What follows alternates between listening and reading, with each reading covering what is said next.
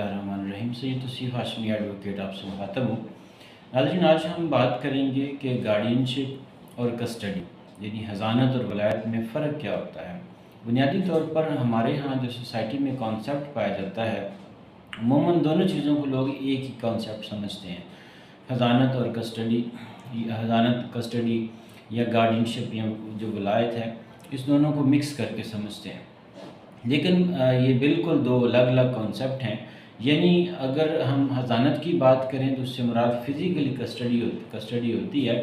جو کہ کسی ایک فرد کے پاس ہو سکتی ہے، کسی بچے کی، مائنر کی، وہ باپ ہو سکتا ہے یا ماں ہو سکتی ہے، یا کوئی اس کا لیگل گارڈین ہو سکتا ہے۔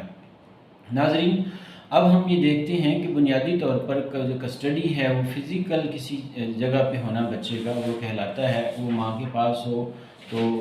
ماں حضانت کی حقدار عموماً جو ہے وہ بچے کی جو بیٹا ہے اس کی 7 سال تک ہوتی ہے، جبکہ بیٹی کے لیے یہ جو پیریڈ ہے یہ بلوغت تک کا ہے۔ لیکن ایکسیپشنل کیسز کے اندر یا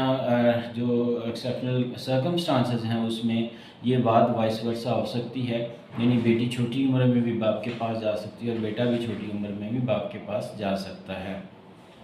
تو بنیادی طور پر یہ دو جو کانسیپٹ ہیں، حضانت کا اور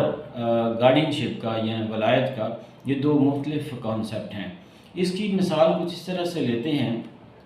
کہ باپ کے پاس بچہ فزیکلی رہ رہا ہے اور اس کو ٹیک کیئر کر رہا ہے، برنگنگ کر رہا ہے، تو یہ ہم سمجھتے ہیں کہ اس کی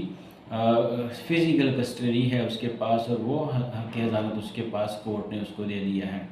لیکن اس کے وائس ورسا اگر باپ کے پاس بچہ فزیکلی موجود نہ ہو اور ماں کے پاس ہو،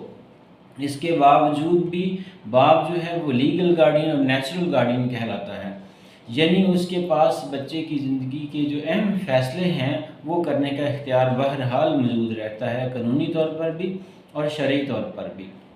تو یہ بنیادی طور پر دونوں کانسیپٹ کے اندر فرق ہے کہ اگر بچہ فزیکلی ماں کے پاس رہ رہا ہے تو یہ اس کا حق حضانت ہے جو اس کو نیچرلی ملا ہوا ہے، یا کانسیپٹ کے ساتھ ان کے پاس رہ رہا بچہ، یا کورٹ نے ان کو اسائن کر دی ہے یہ جو حضانت کا پیریڈ ہے، تو یہ کسی بھی طریقے سے ہو سکتا ہے۔ لیکن بہرحال والد کے پاس بطور نیچرل گارڈین اور لیگل گارڈین وہ ہمیشہ سے اس کا کنسٹرکٹیو کسٹڈی جو ہے یا لیگل کسٹڈی جو ہے وہ باپ کے پاس رہتی ہے، کہ اس کی وہ ایجوکیشن کے معاملات، اس کے سکولز کے چناؤ میں معاملات یا اس کی شادی کے معاملات کی حد تک جو ہے وہ